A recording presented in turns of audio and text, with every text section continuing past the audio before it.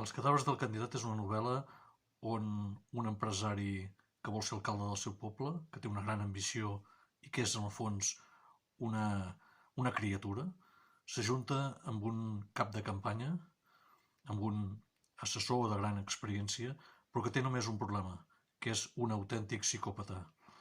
A partir d'aquí es desferma una trama desmesurada, boja, de gran salvatgeria, on s'expliquen els budells de la política i on s'intenta respondre a una pregunta essencial en política.